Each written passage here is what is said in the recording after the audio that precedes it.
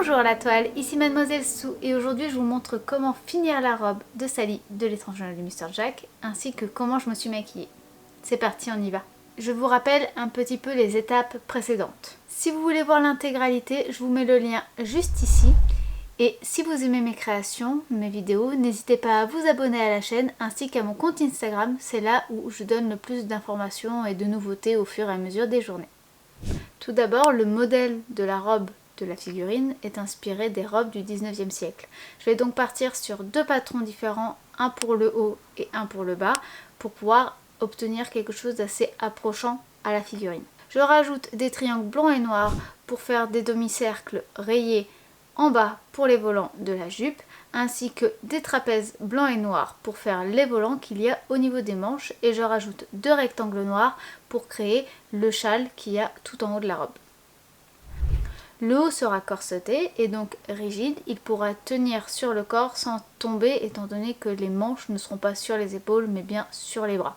Pour le bas de la robe, étant donné qu'on va laisser de la marge à l'arrière, je rajoute des passants pour que le cordage qui sera dans le corsage puisse se terminer dans la jupe et ainsi tout serrer et tout fermer correctement. C'est le même système que j'utilise dans beaucoup de mes vidéos, je vous mets un lien juste ici, n'hésitez pas à aller voir si vous voulez voir plus en détail comment je réalise ce modèle. Nous en sommes à l'étape où les volants du bas sont faits et je suis en train de les placer. Je vous laisse avec ma moi du passé. Voilà où on en est. J'ai donc bien assemblé la jupe avec le haut, la doublure aussi d'ailleurs, je l'ai fait en même temps. J'ai fait un petit biais ici pour avoir une finition à peu près propre et surtout pour que ce soit plus confortable pour moi. De toute façon ça va être très peu visible vu qu'il va y avoir le volant qu'il y aura devant, enfin le volant. Le drapé qu'il y aura devant, et ici il est censé avoir des volants justement dans ces teintes là, donc noir et blanche rayées, qui vont être tout là. Donc normalement ça ce sera pas visible à part si je lève les bras. Et c'est pas une robe qui sera adaptée à lever les bras. J'espère que vous m'entendez parce que je sais que je suis loin quand même du micro. On verra. Il me reste encore tous les motifs à faire aussi. J'ai pas fini hein, mais quand même là au moins ce qui est bien c'est que ça prend forme. J'avais fait des demi-cercles comme ça qui sont faites de plein de petits triangles comme j'ai pu vous montrer précédemment. Et je les avais assemblés directement entre deux pièces. Sauf que je me rends compte que voilà, quand on le pose, généralement ça retombe et ça se referme. Donc en fait c'est caché. Du coup c'est dommage. Je me disais que ce qui serait bien ce serait de couper en diagonale sur chaque pièce pour pouvoir ensuite placer le demi-cercle. Et ainsi ça aura déjà une forme un peu plus accrochée sur chaque pièce et pas refermée automatiquement vu qu'il y aurait la couture. Je pense que c'est la couture en fait qui fait la dynamique de refermer le demi-cercle. Alors si je triche en faisant comme ça, là la fermeture pourra plus se forcer puisqu'il y aura une ouverture. J'ai déjà fait l'arrière de la jupe comme ça donc je sais que ça marche. Et maintenant je vais me mettre à faire l'avant avec vous pour vous montrer. Mais je vous montre déjà un peu le résultat. Voilà ce que ça donne à l'arrière. Donc on voit bien que là le fait que j'ai ouvert en angle, ça a permis vraiment d'ouvrir en fait et de forcer un peu la forme de rester visible. De plus, je n'en mets pas que entre chaque pièce, mais je vais en mettre aussi au milieu de chaque pièce. Parce que je trouvais que ça faisait pas assez de quantité. Et je vais vous montrer derrière. Hop, en mettant, voilà. Hop, je suis bien un petit peu, en mettant bien un petit peu partout, c'est-à-dire au milieu de chaque pièce, dans le coin de chaque pièce, ça donne vraiment la dynamique qu'on voulait. Ça en fait beaucoup plus, mais ça rend mieux. Je sais pas, voilà, là c'est mieux. Voilà, donc là ça rend vraiment mieux en fait. Déjà vous voyez, je soulève juste et ça reste visible comme sur la figurine. Et il y en a bien partout, donc là c'est beaucoup plus cohérent. Donc je vais faire pareil devant. Je vais donc mettre une pièce de demi-cercle entre chaque pièce qui aura été coupée un petit peu en diagonale, comme une pyramide en fait, pour pouvoir justement forcer la forme à être visible du demi-cercle. Et je vais aussi en mettre au milieu de chaque pièce, donc il va falloir que je recoupe pareil un petit triangle pour ensuite coudre mon demi-cercle dedans. Comme j'ai déjà testé, j'ai testé en fait au fur et à mesure, je coupais un petit peu, je testais, je voyais le tomber et j'augmentais au fur et à mesure pour tester. Donc à partir de là, j'ai eu une forme et j'en ai fait un petit patron qui est celui-ci. Mon repère c'est que comme ici c'était filoché, je sais que ça c'est le bas. Et donc je vais découper ça sur chaque pièce de jupe au milieu et la même forme de chaque côté en le pliant en deux comme ça pour chaque côté extérieur de la jupe, enfin de pièce de jupe. Mais pour faire ça, je vais vous rapprocher un petit peu parce que là vous êtes quand même un poil loin. Récupérons notre ciseau, notre thé, voilà, nos demi-cercles et le petit gabarit. Là je vais vous montrer donc comment je fais. Donc, on va commencer par un des côtés de la jupe. Vous voyez ici il y avait déjà un espace de patchwork avec une séparation au milieu. Je n'ai pas à trouver le milieu de cette pièce de jupe étant donné qu'il y a déjà le patchwork qui forme le milieu visible. C'est un avantage, ça me fait gagner du temps. Je prends ma petite pièce que j'avais créée au fur et à mesure à l'arrière et je la place au milieu. Le mieux ce serait de mettre des épingles pour couper délicatement. Je vous avoue que je ne le fais pas comme ça. Il vaut mieux faire comme ça, mais je ne le fais pas. Ne faites pas comme moi. Mais bon, moi j'en ai marre, ça prend 10 000 ans, alors si j'ai pas que ça à faire. Aussi en faisant attention à ne pas couper la doublure qui est derrière étant donné qu'on a déjà cousu la doublure. Je prends donc des épingles, je prends mon demi-cercle, je le mets endroit contre endroit sur un des côtés, je commence par la pointe toujours et je place mes épingles. Ensuite je prends l'autre côté, je le mets par en haut pour pouvoir faire endroit contre endroit encore et avoir accès à l'envers et piquer. C'est toujours un petit peu délicat en haut étant donné que pour l'instant on n'a pas fini les coutures, c'est toujours un peu délicat les pointes. Mais ça va se faire une fois qu'il y aura la couture. Vous rajoutez un petit coup de couture en haut pour bien fermer et il n'y aura pas de souci. Et ça se fait dans un second temps. Là en plus vous voyez la pièce n'est pas forcément adaptée au niveau de la longueur, donc je vais en profiter pour recouper tout et refaire ça proprement. Je coud les demi-cercles à la jupe. Je coupe le fil qui dépasse. Maintenant que j'ai fait le bas avec les volants, il va falloir que je m'attaque au haut, c'est-à-dire trouver déjà la bonne forme pour pouvoir faire ici, parce que là vous voyez bien qu'il va falloir encore que je fasse tout le drapé qu'il y a devant, plus rajouter tous les volants qu'il y a à mettre ici. Je me sers d'un des anciens gabarits de volants que j'ai utilisé pour le bas et je vais voir ce que ça donne. Je pense que ce qui serait pas mal c'est de réutiliser les mêmes gabarits pour avoir à peu près les mêmes largeurs, mais juste pas utiliser les pointes qui est ici, mais vraiment les prendre à partir d'ici. Donc je voulais voir ce que ça donnait. Je pense qu'on va partir sur quelque chose d'un peu comme ça. Donc là ce qu'il va falloir que je fasse c'est refaire exactement ces gabarits là, donc c'est-à-dire 3 triangles blancs avec 3 triangles noirs que j'assemble, sauf que là ça ne sera plus véritablement des triangles mais des trapèzes parce que je vais couper la pointe pour justement ne pas pour pouvoir avoir justement l'arrondi nécessaire pour le mettre ici. Par contre je vais en faire beaucoup plus. Je pense là comme ça à tête reposée qu'il vaudrait mieux que je fasse 9 blancs et 9 noirs par manche, sachant que je vais quand même couper pour faire un effet de trapèze et donc il n'y aura plus de la pointe ici qui gênera, mais vu la quantité parce qu'il faut faire d'ici à dans le dos en fait, et je pense qu'il va vraiment falloir que j'en ai beaucoup, donc on va déjà commencer avec 9 et puis je verrai par la suite s'il faut que j'en fasse plus ou moins.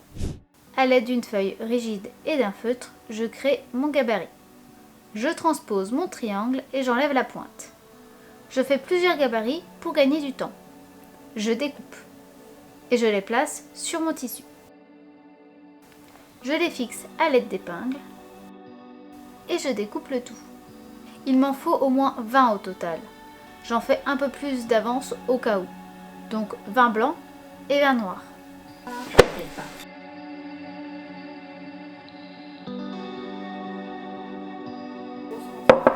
Ensuite, je les assemble ensemble. Je couds d'abord 2 par 2 et ensuite du haut après du haut, la longueur se forme. Cela va ressembler à un serpentin. Il faut maintenant que je fasse la doublure. Je pose ma pièce de mon tissu doublure, je fixe le premier cercle à l'aide d'épingles et je découpe.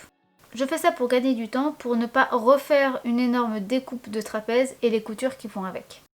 Ensuite, je fais la seconde partie de la pièce. Je couds les deux pièces de couture ensemble et je couds la doublure avec la pièce. Je couds le haut, le bas et un des côtés et je retourne le tout ensuite.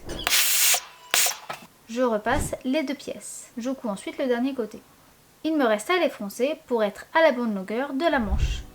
Puis, je les fixe sur la robe. D'abord par des épingles, puis je les couds à la main. Je passe ensuite au corsage et donc au placement des œillets.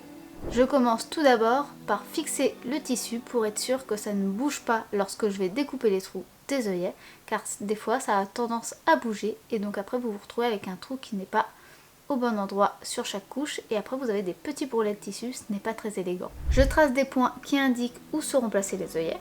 Je mesure avec une règle pour être sûr qu'ils soient bien espacés. Ensuite je perce avec un découvite, j'élargis le trou avec un petit ciseau, dans un sens puis dans l'autre, et j'y place mon œillet. Je redécoupe au besoin pour ajuster et placer correctement mon œillet. Je rajoute la petite corolle de l'autre côté, je place mon œillet dans le bout de ma presse, et tenez-vous bien, je presse.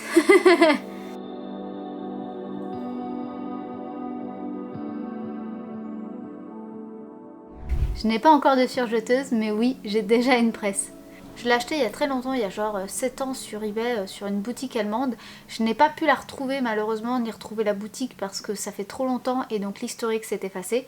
Mais si j'arrive à vous trouver quelque chose d'approchant, je vous le mettrai dans la barre d'infos de la vidéo. Donc n'hésitez pas à aller regarder, j'essaie vraiment de vous mettre tout ce que j'utilise, que ce soit le tissu quand ce ne sont pas des chutes, mais aussi tout le matériel, que ce soit la machine à coudre, que ce soit les ciseaux, etc.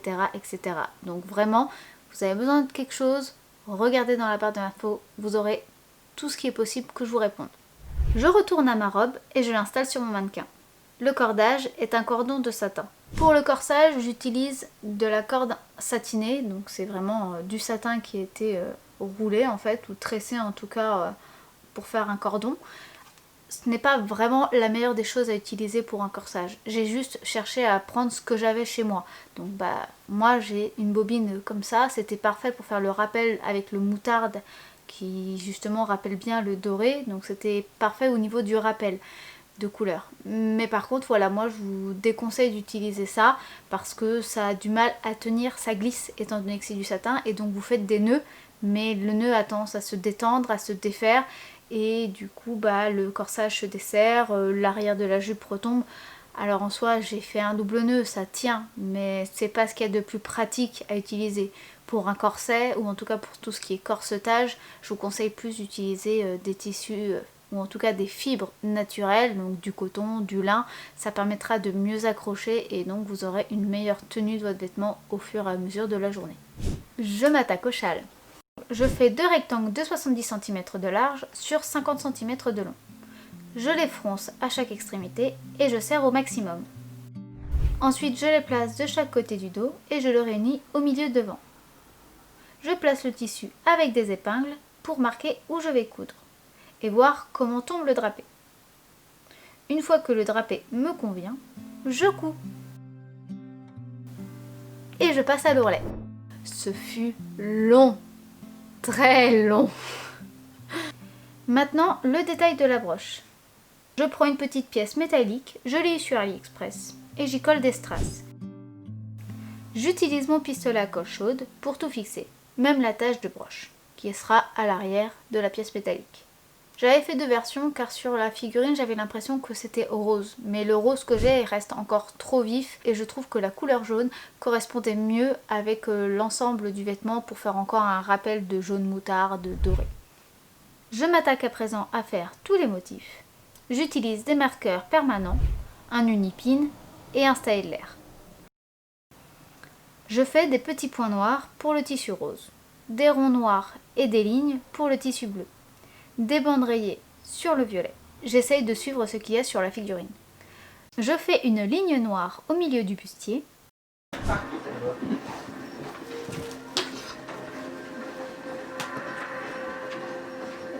Je sais que t'es en train de filmer, maman. Alors du coup, je fais exprès de faire chier, maman, pour avoir de l'attention. Tout le monde ne doit s'intéresser que à moi. Je veux qu'on aille dans le canapé. Il met sa tête sur la table. Je passe à la toile d'araignée.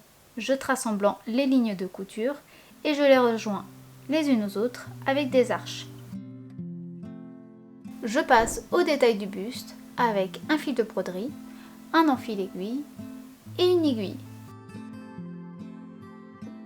Je place l'enfil aiguille dans le chat de l'aiguille, je passe dans la boucle le fil de broderie et je tire doucement. C'est fragile ces bêtes-là. Je fais des coutures grossières tout autour de la ligne que j'ai fait précédemment. Je fais attention à ne pas passer l'aiguille dans la doublure malgré tout. Je fais passer mon aiguille entre le tissu patchwork et la doublure et je fais un nœud. Quelques jours plus tard.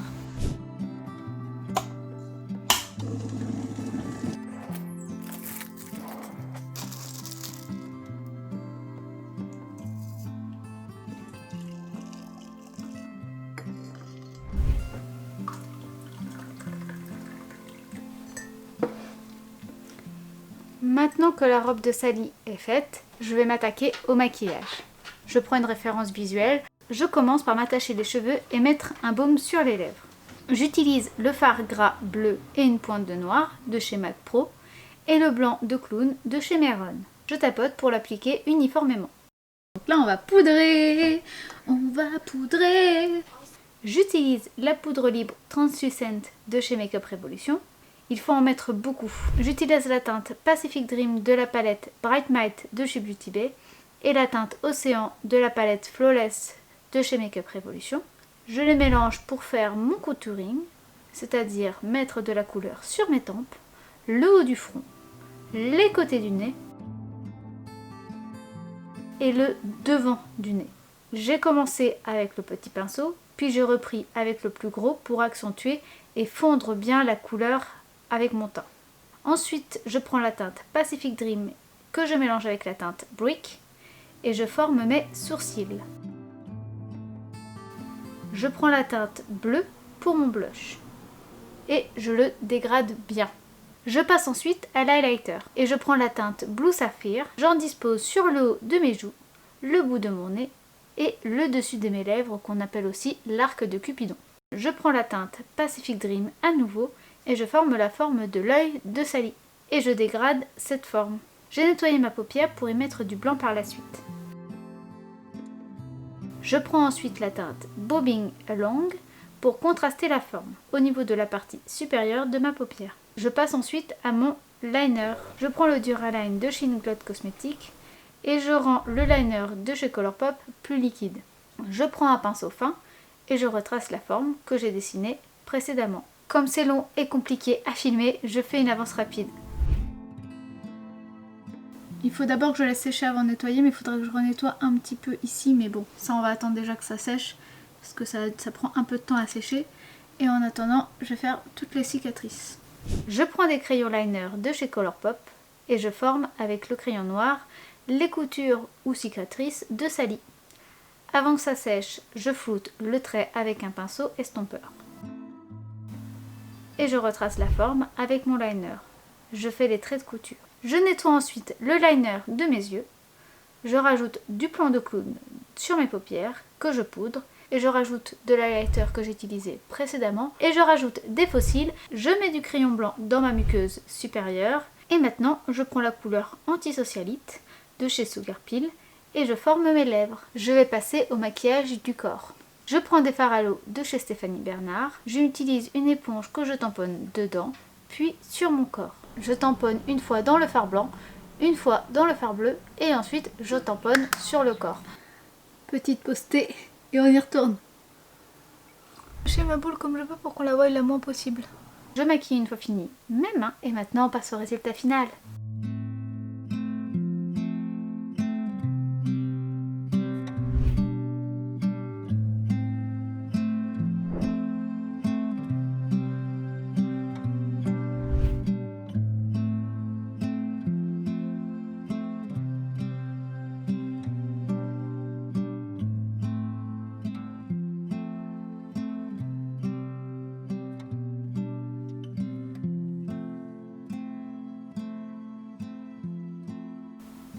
J'espère que le résultat vous plaît. Moi j'en suis extrêmement ravie, je me suis amusée comme une petite folle à réaliser cette robe et ce maquillage, même si j'avoue que ce fut un très long challenge. Et j'ai eu beaucoup de mal à réaliser tout le reste de mon travail que j'avais à faire à côté. Je prenais tout le reste de mon temps pour faire ça et ça m'a vraiment vidé au niveau de mon énergie. J'aime énormément cette réalisation et je sais que je vais la reporter dès qu'on pourra, c'est-à-dire soit dans des bals, dans des soirées ou dans des conventions. Dès que c'est possible, en fait, je pense que je n'hésiterai pas à la remettre. J'ai eu un grand retour positif sur la réalisation de cette robe et de ce maquillage avec la première vidéo et les photos que j'ai postées sur les réseaux sociaux. Je voulais énormément vous remercier à tous, même ceux qui ne regardent pas mes vidéos en général, car vraiment vu le travail que j'ai mis dedans, ça m'a vraiment remotivée et redonné de l'énergie, de la motivation. Parce que le mois dernier, ce fut long, ce fut fatigant, ce fut intense. Ça m'a vraiment remis les batteries à fond et je voulais vraiment vous remercier tous de m'avoir fait tous ces compliments. Vraiment, merci énormément. Cette vidéo est maintenant terminée. J'espère qu'elle vous aura plu. Si c'est le cas, n'hésitez pas à la liker et à vous abonner à la chaîne si ce n'est pas encore fait. Si vous voulez me soutenir et que vous voulez plus de mes créations, n'hésitez pas à aller voir mon Tipeee, ma boutique en ligne, mon eBay et mon Instagram. Mais aussi commenter et partager la vidéo. Ce n'est pas grand chose pour vous, mais vraiment pour moi, ça vaut beaucoup. Je remercie énormément ceux qui le font. Vraiment merci à tous. Allez, sur ce, moi je vous dis à très bientôt pour de nouvelles créations et je vous fais des bisous. Bye!